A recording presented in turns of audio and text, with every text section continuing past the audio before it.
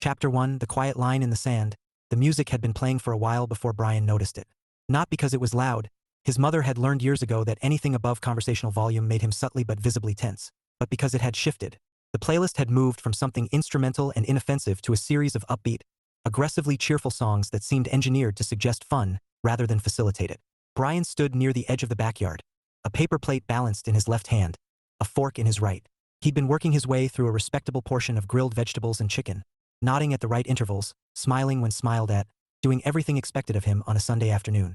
It was his parents' house, the same one he'd grown up in, the same backyard where he and Marcy had once tried to dig a tunnel to China with plastic shovels until his dad explained time zones and physics in equal measure. The grill hissed. Someone laughed too loudly. The smell of charcoal and citrus marinade hung in the air. "So," his Aunt Linda said, leaning in with the conspiratorial smile she reserved for unsolicited advice. "Have you thought any more about getting out there?" Brian took a slow bite, chewed, swallowed. "Out where?" he asked mildly. "You know." She gestured vaguely with her cup. "Dating. Meeting people. You're not getting any younger." "I'm 31, Brian said. Linda waved that away. "Exactly." Across the yard, Marcy caught his eye. Her eyebrows lifted in a familiar "you good?" expression. He gave the smallest shrug.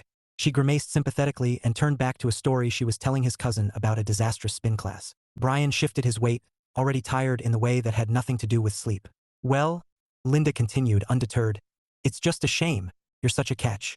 If you just put yourself out there more." "He does fine." His mother cut in, not looking up from the tray she was rearranging. "Brian's just selective." That word again. Brian felt it settle between his shoulder blades like a hand pressing gently but insistently forward. "I like my life," he said, still calm.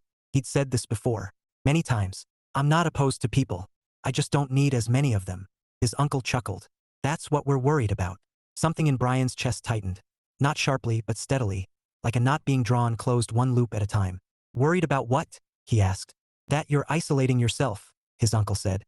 "That you're too comfortable being alone." Brian opened his mouth, then closed it. He scanned the yard without meaning to. His parents, Marcy's parents, neighbors he'd known his whole life, people who claimed to know him, people who loved him in their way. The music swelled. Someone turned it up another notch. "I'm not lonely," Brian said. "There's a difference." His mother sighed, the sound layered with affection and frustration. "Honey, we just want you to be happy." "I am happy." "Well," Linda said, smiling tightly, "you could be happier." That did it. Brian reached over to the small Bluetooth speaker perched on the edge of the patio table and turned it off. The abrupt silence cut through the yard like a held breath. Every head turned. Brian didn't raise his voice. He didn't need to. "I need to say something," he said. His hands were steady, which surprised him. "And I need you all to listen without interrupting." Marcy's mouth fell slightly open. His father straightened. "I'm not broken," Brian continued. "I don't need fixing. I don't need suggestions or concern disguised as jokes or advice that assumes I don't know myself." A few people shifted uncomfortably. Someone cleared their throat. "I understand that you think you're helping," he said. "But I am tired of defending my existence to the people who are supposed to care about me." His mother looked stricken. "Brian, I'm not punishing anyone," he said gently, holding up a hand.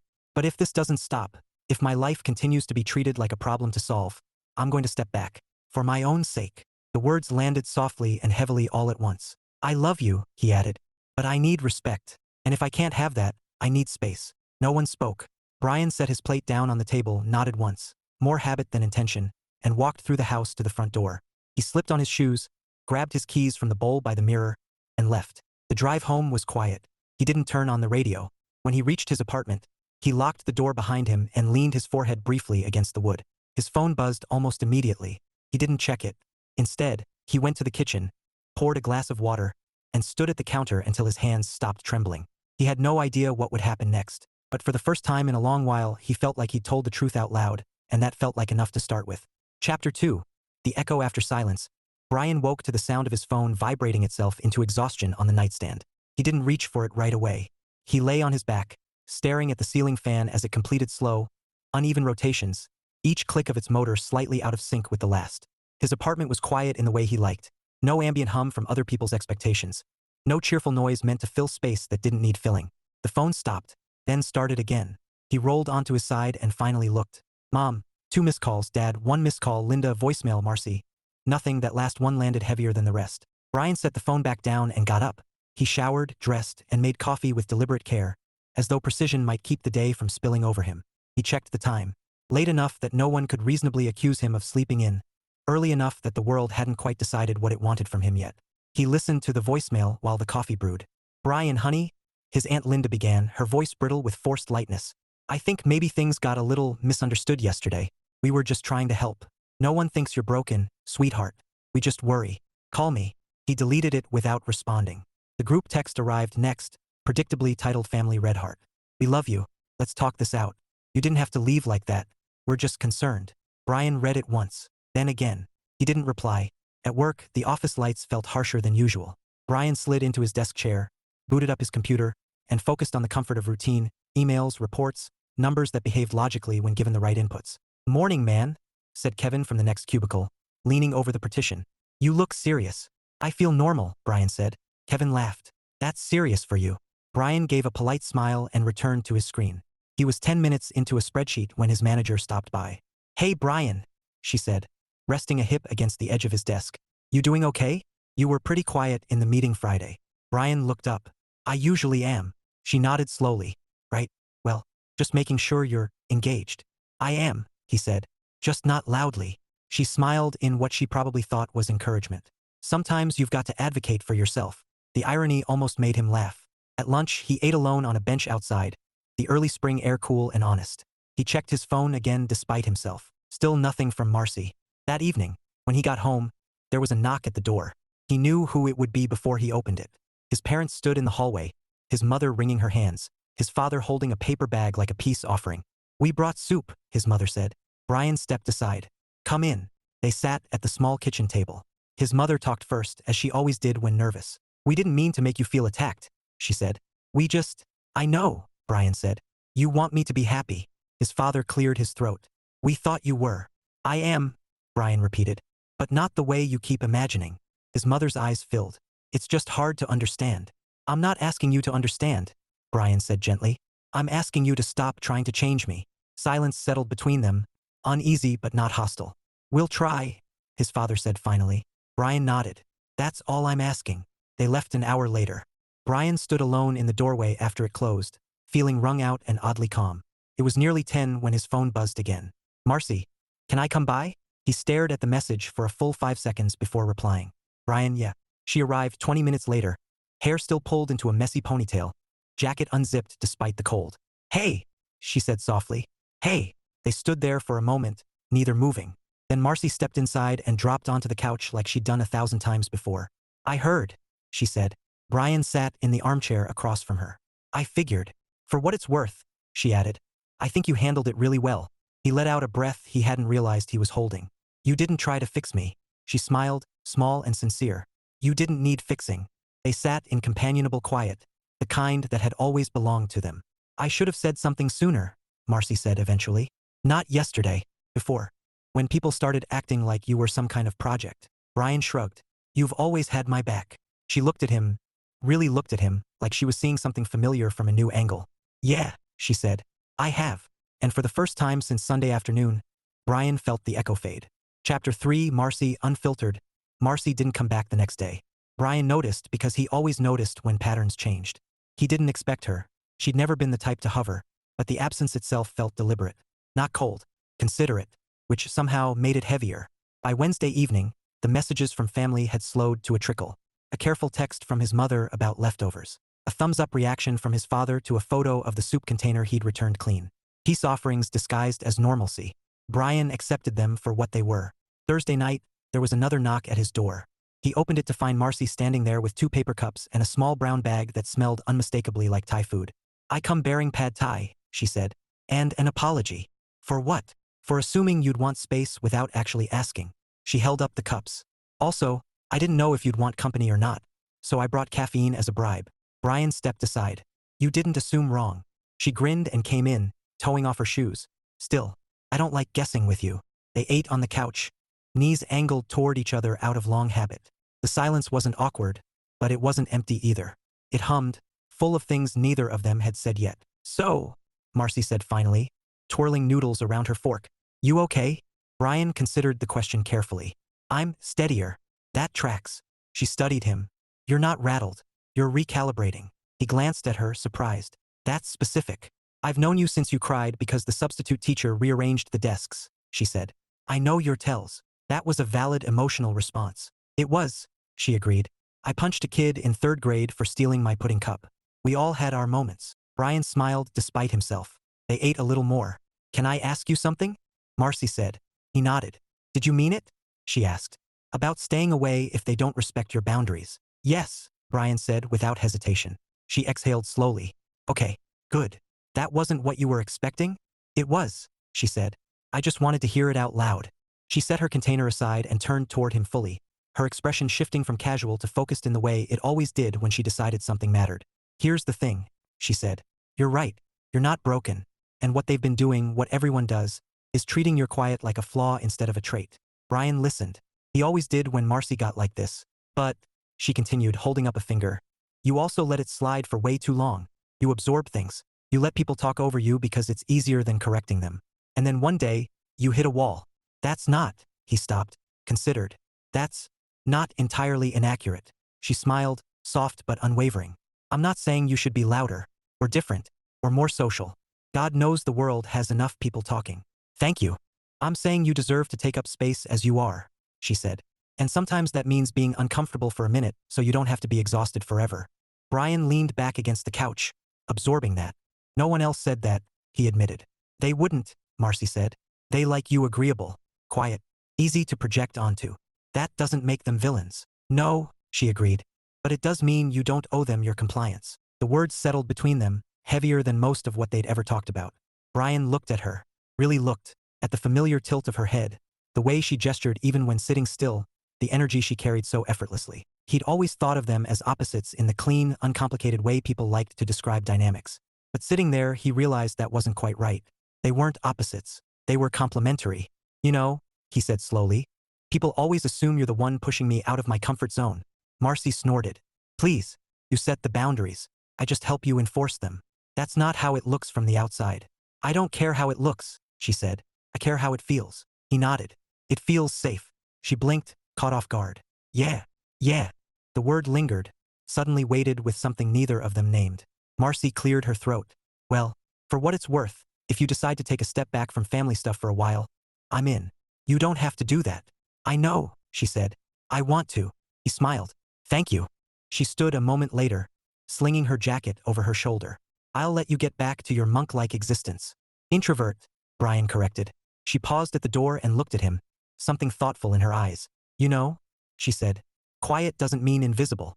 After she left, Brian stood in the doorway for a long time, the apartment suddenly feeling different. Not fuller, exactly, but sharper, like something had come into focus. For the first time, the shift didn't feel like something happening to him. It felt like something he was choosing. Chapter 4. Being seen is loud. Brian chose the coffee shop because it was familiar. Not comforting, he didn't confuse the two, but predictable. The layout never changed. The barista with the purple glasses worked weekday evenings.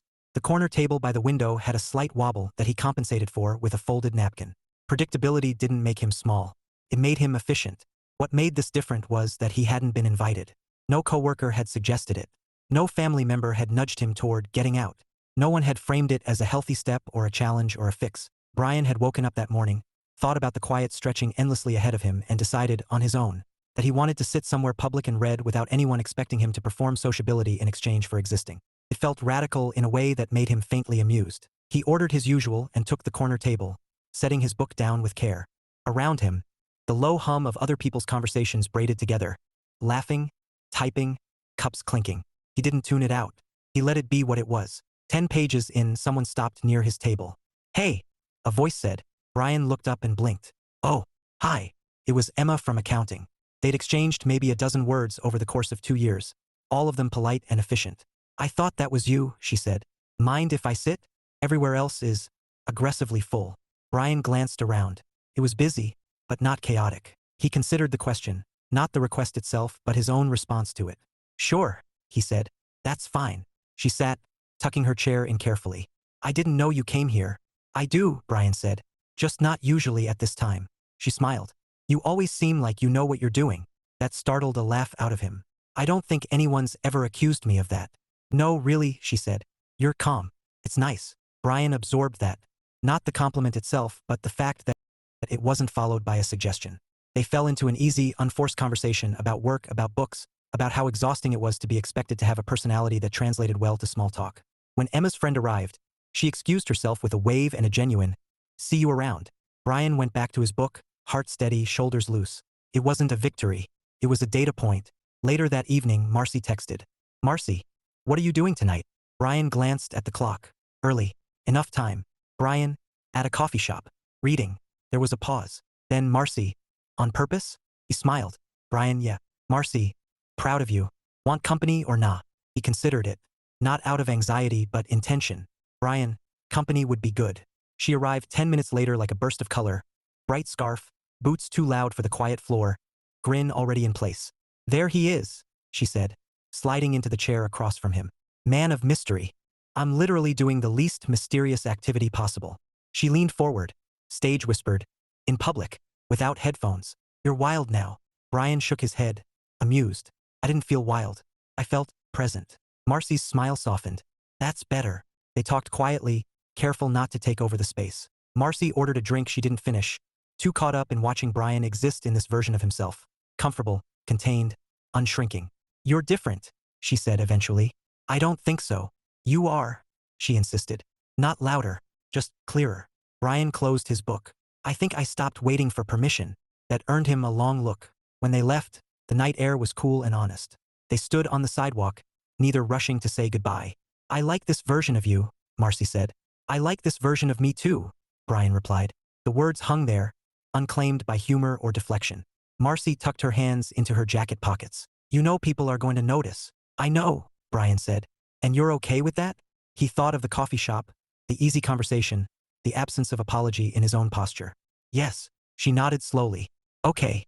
They hugged, a familiar gesture that felt subtly redefined, and parted ways. As Brian walked home, he realized something unexpected. Being seen wasn't loud. Being misinterpreted was. And for the first time, he felt equipped to tell the difference. Chapter 5, the story everyone thinks they know. The story reached Brian before the people did. It arrived in fragments, an odd pause in a conversation at work, a look held a beat too long, the way Kevin from the next cubicle suddenly sounded careful instead of casual. "So," Kevin said one afternoon, leaning over the partition with his usual coffee, "you and Marcy, huh?" Brian looked up from his screen. "What about us?" Kevin shrugged, too quickly. "Just, seems like you've been spending a lot of time together lately." Brian waited. Silence had always been a useful tool. People tended to fill it with the truth if given enough space. Kevin cleared his throat. "I mean, good for you, if that's what's happening." "What do you think is happening?" Brian asked. Kevin laughed, the sound thin. "Hey man, no judgment. It's just, people talk." After he left, Brian stared at his monitor without seeing it. He wasn't angry. Not yet. He was cataloging. By the end of the week, the narrative had grown legs. Apparently, Brian had pulled away after the brunch. Apparently, he was going through something. Apparently, Marcy had stepped in. Because of course she had. Loud Marcy. Capable Marcy. Marcy who always knew what to do. Brian heard it secondhand from a coworker who thought she was being discreet. He saw it in the way his mother asked, carefully, whether Marcy was helping him cope. He felt it in the subtle shift of social gravity, as if his choices had been quietly reassigned to someone else. It was infuriating in a way that surprised him. Not because people were wrong, he was used to that, but because the story erased his agency entirely. The worst part was that Marcy didn't know yet. He debated telling her. Not because he was afraid of her reaction, but because he didn't want to burden her with something that wasn't her fault.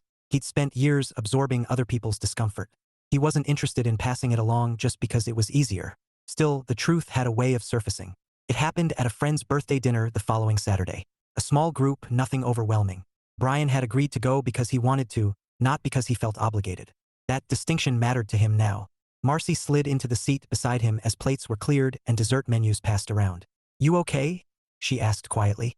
He nodded. "Just tired." "Social tired or existential tired?" "Both," he said, and she smiled. Across the table, someone raised a glass. "Can I just say," they began, eyes flicking between Brian and Marcy, "it's really great you two have each other." Marcy blinked. "We've always had each other." "Sure," the person said, nodding knowingly. "But now it's different." Brian felt the familiar tightening start. But this time, he didn't let it finish forming. "What's different?" he asked. The table went quiet in that specific, uncomfortable way that suggested everyone suddenly realized they'd stepped into something without knowing the rules. "Well," someone else said, laughing nervously. "You know, after everything." "What everything?" Brian pressed, still calm. Marcy's gaze flicked to him, then back to the table. "I feel like I missed a meeting." A few people laughed. No one answered. Brian set his fork down carefully. I didn't disappear, he said.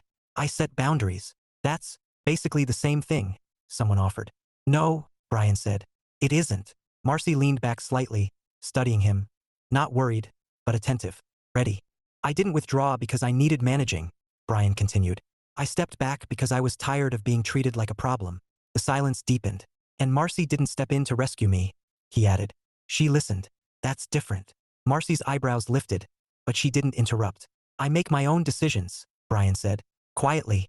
That doesn't mean they're passive. Someone cleared their throat. Dessert menus were abandoned.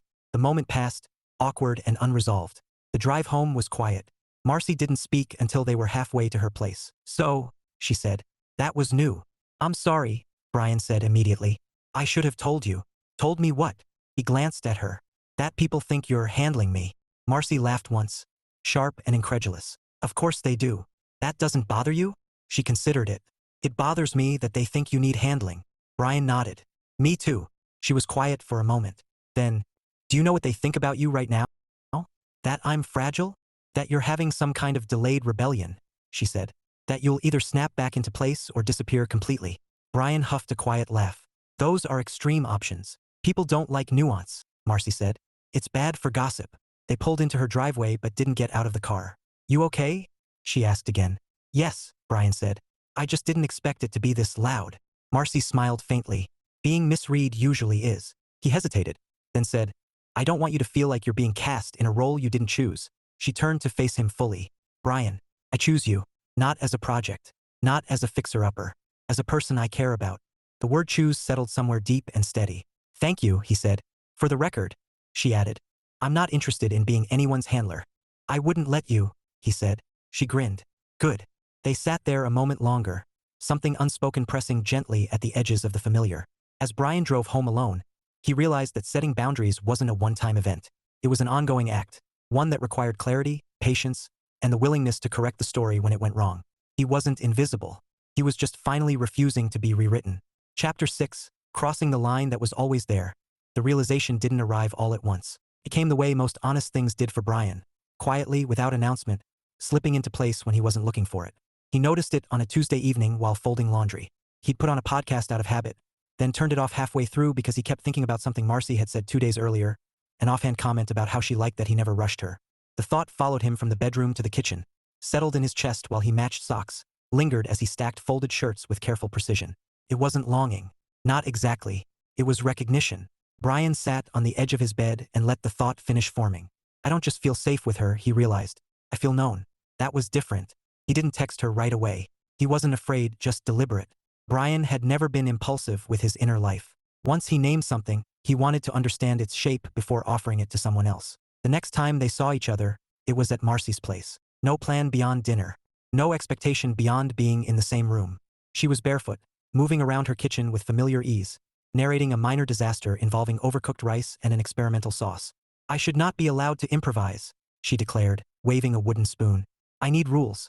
You hate rules, Brian said from his seat at the counter. I hate other people's rules, she corrected. Mine are fine. He smiled, watching her. The way she filled space without dominating it. The way she glanced at him when she talked, as if checking whether he was still with her. Not out of insecurity, but inclusion. They ate on the couch, knees nearly touching. The TV stayed off. So, Marcy said, nudging her plate aside. How's your week? Quiet, Brian said. Productive. Clarifying. She raised an eyebrow. That sounds ominous. It's not, he said. Just internal. Marcy leaned back, studying him with that attentive stillness she slipped into when she sensed something mattered. Do you want to talk about it? He nodded. Yes, I just don't know how to start. That's okay, she said. I'm not in a rush. There it was again, that easing of pressure he hadn't known he'd been carrying for years. Brian took a breath. I've been thinking about how people see us, he began. About the assumptions, the stories. Marcy made a face. I hate those. So do I, he said. But not just because they're wrong. Because they obscure something real. Her expression shifted. Okay. We've always been us, Brian said carefully. And that's been enough. More than enough. She nodded slowly. Yes. But lately, he continued, I've realized that what I feel with you isn't just familiarity, or comfort, or history. Marcy didn't interrupt. She didn't move. She simply listened, eyes steady on his. It's choice, Brian said. And trust. and something that feels intentional. Her breath caught just slightly. I don't feel pulled, he added. I feel aligned. The room seemed to hold its breath. Marcy swallowed. Brian, I'm not asking you to change anything, he said quickly, not panicked but precise. I'm not trying to redefine us without your consent. I just needed to say it out loud. To be honest. She was quiet for a long moment. Then she laughed softly, not from humor but release. God, she said. You really do everything the thoughtful way, don't you? He winced. Is that bad? No, she said immediately. It's you. She shifted closer, turning toward him fully now. Can I be honest too? I'd prefer it. Marcy smiled faintly. I've spent a lot of my life being the loud one, the easy one, the one people expect to be fine no matter what. Brian nodded. He'd always known that, even when others didn't. With you, she continued, I don't have to perform.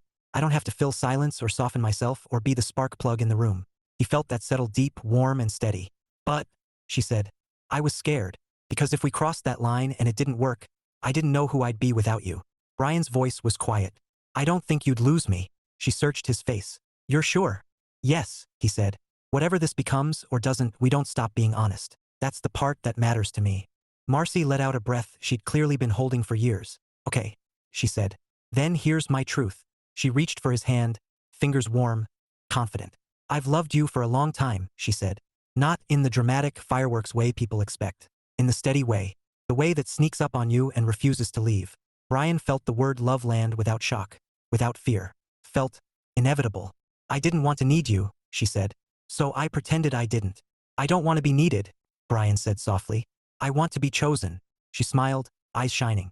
Then choose me. He did. The kiss wasn't rushed. It wasn't tentative either.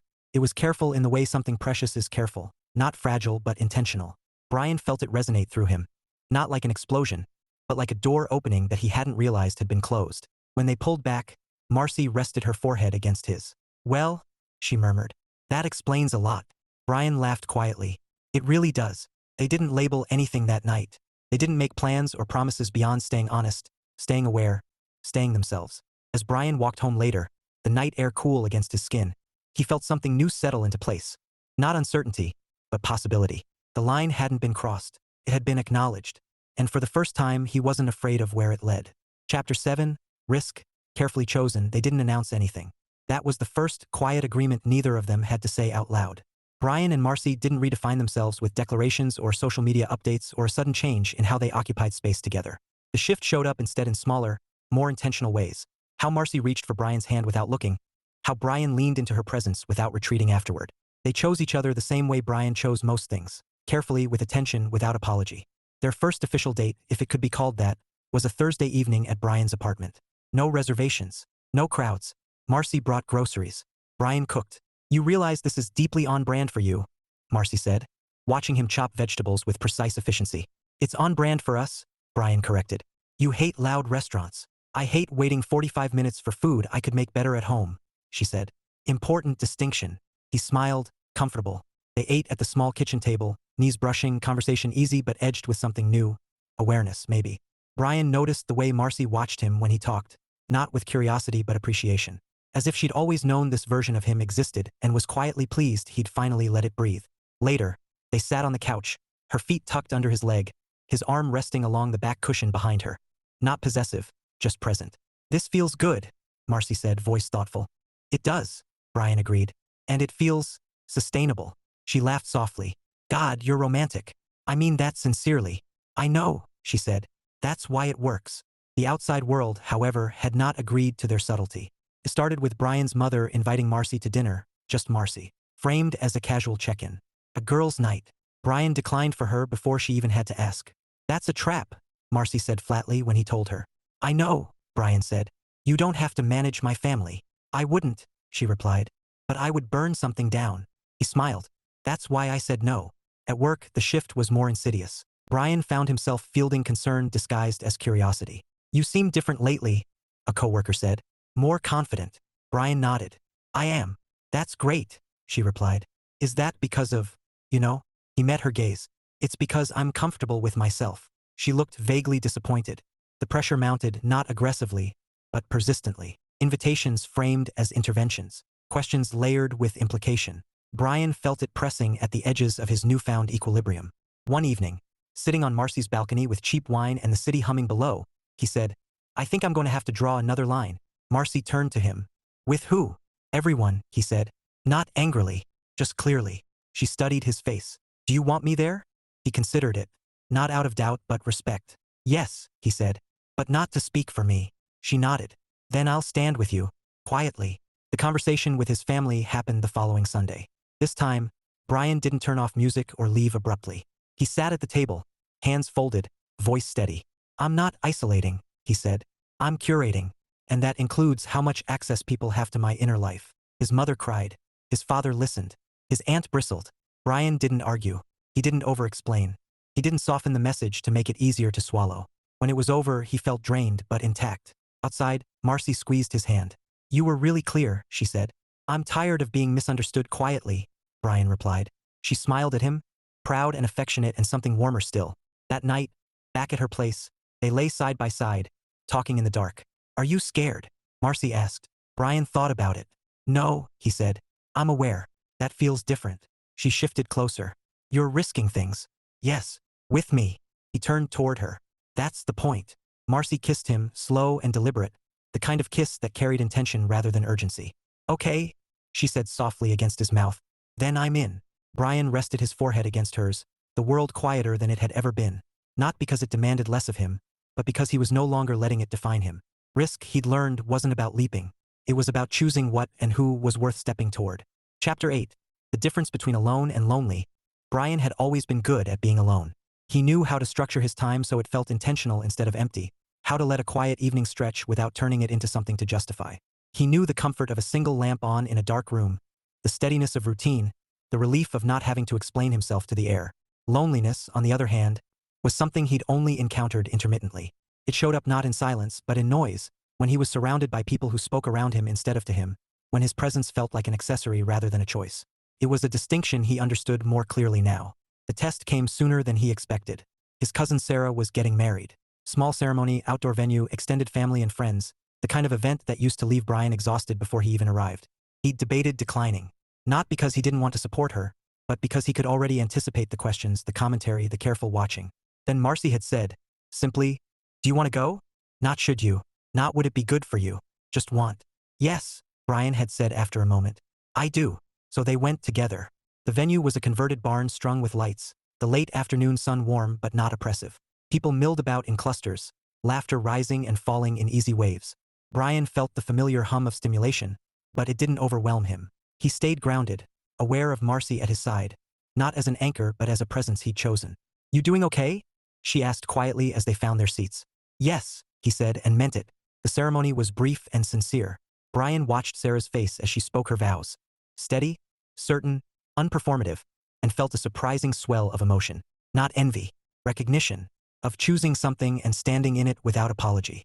At the reception, the questions came, but differently this time. "How've you been, Brian?" an uncle asked, genuine curiosity replacing concern. "Good," Brian said. "Settled. That's nice to hear." No follow-up, no suggestion, just acknowledgement. Later, someone asked Marcy how long they'd been together. She glanced at Brian before answering. "A little while." Brian felt the weight of that glance, not deferential but respectful. An invitation rather than a deflection. "And how did that happen?" the person pressed, smiling. Brian answered before Marcy could. "We decided to be honest." The simplicity of it seemed to disarm them. As the evening wore on, Brian noticed something else. He wasn't bracing. He wasn't counting minutes or scanning for exits. He stepped outside when he needed air. He declined a dance without apology. He engaged when he wanted to, retreated when he didn't. No one rushed to interpret his choices for him. When the music picked up and the dance floor filled, Brian stood at the edge with Marcy, watching. "You don't feel obligated, right?" she asked. "No," he said. "But I don't feel excluded either." She smiled. "Good." They stayed like that for a while, her shoulder brushing his arm, the night cooling gently around them. Brian realized that, for the first time at a gathering like this, he didn't feel alone or lonely. He felt connected, on his own terms. On the drive home, Marcy rested her head against the window, quiet in the way she only ever was with him.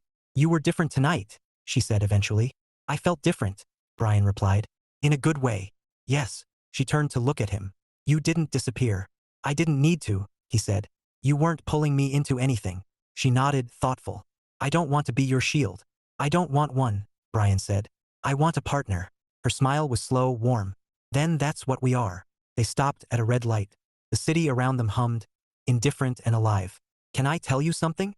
Marcy asked. Always. I used to think being with someone meant adjusting myself to fit, she said. Matching energy, filling gaps, making it work through effort. And now? Brian asked. And now? She said. I think it's supposed to feel like standing next to someone who already fits. The light changed. Brian drove on. Later that night, after they'd said goodnight and he'd returned to his apartment, Brian stood in the quiet and let the day settle. The rooms felt familiar but not closed off, like spaces waiting to be shared without being surrendered. He checked his phone. A message from his mother waited. I was proud of you today. Brian stared at it for a moment, then typed back. Thank you. He didn't elaborate. He didn't need to. He sat on the couch, lights low, and thought about how far he'd come. Not in distance, but in clarity. He hadn't become louder. He hadn't become someone else. He'd simply stopped translating himself into a language that never fit. Alone was where he recharged. Lonely was where he'd been misunderstood. Now he knew the difference, and he knew which one he was choosing. Chapter 9. Nothing to fix. The quiet after things settle is different from the quiet before they change. Brian noticed that first. Mornings came without anticipation or dread, just intention. He woke when he needed to, not to prove discipline or productivity, but because his body knew the rhythm now. Some mornings Marcy was there, tangled in his sheets, hair a chaotic declaration against sleep. Other mornings she wasn't, and that was fine too. The absence didn't feel like loss, felt like trust. They didn't merge lives so much as align them. On a Saturday morning in early spring, Brian stood at his kitchen window watching the neighbor's dog investigate the same patch of grass with unwavering seriousness. The coffee maker clicked off behind him. His phone buzzed on the counter. Marcy, I'm bringing bagels. Not negotiable. Brian smiled. He'd learned something important over the past few weeks. Choosing connection didn't mean surrendering autonomy. It meant making room without erasing edges. When Marcy arrived, she kicked off her shoes and dropped the bag on the counter like a trophy. Everything bagel. Sesame. Cinnamon raisin because I forgot you don't hate joy, she announced. I tolerate joy selectively, Brian said. She leaned over and kissed him. Quick, familiar, unceremonious. The kind of kiss that didn't ask permission because it had already been granted. They ate at the table, sunlight cutting across the wood in clean lines. My mom texted me, Marcy said casually. Brian glanced up. That sounds loaded. She asked how you're doing. And I said you're doing well. That you always were. Marcy took a bite. She said she's starting to understand. Brian absorbed that. That's nice. It is, she agreed. But it's not required. He nodded. That mattered more than the understanding itself. Later that afternoon, they walked through the neighborhood, no destination, just movement. Brian liked walking with Marcy because she didn't rush him and he didn't slow her down. They found a pace that belonged to both of them. You know what I realized? Marcy said, swinging their joined hands lightly. Brian waited. I don't actually need to be louder to be seen, she said. I just needed someone who wasn't afraid of quiet. He squeezed her hand once. You were always seen. People just didn't know where to look. She smiled at that, thoughtful. They passed Brian's parents' house without stopping. Not avoidance. Choice. That evening, Brian sat at his desk, answering emails he'd put off. Not out of anxiety, but because they hadn't mattered yet. One message caught his attention. From Kevin. Hey man, I wanted to say sorry if I made assumptions before. You seem good. Just wanted you to know that. Brian stared at the screen for a moment. He didn't feel triumphant or vindicated. He felt it done. He typed back, thanks. I am. That was enough. When Marcy left later that night, Brian stood in the doorway and watched her walk to her car, the streetlight catching in her hair. He didn't feel the urge to hold onto the moment, to stretch it thin with significance. It would repeat, in its own way. That was the beauty of it. Inside, he turned off the lights one by one, the apartment settling into its familiar hush. He sat on the couch and let the day replay, not as a highlight reel, but as a series of choices made without apology. He thought back to the brunch, the music cutting off, the words he'd finally said aloud. I'm not broken. He smiled, small and certain. The world hadn't changed. People still misunderstood quiet, still mistook introversion for absence, solitude for sadness. But Brian no longer felt obligated to translate himself into something more palatable. He had work he enjoyed, friends who listened, a partner who chose him without trying to reshape him, and perhaps most importantly, he had himself, fully, clearly, without negotiation. Brian stood and went to bed, leaving the apartment wrapped in the kind of silence that didn't demand filling. Nothing was missing. Nothing was wrong. There had never been anything to fix.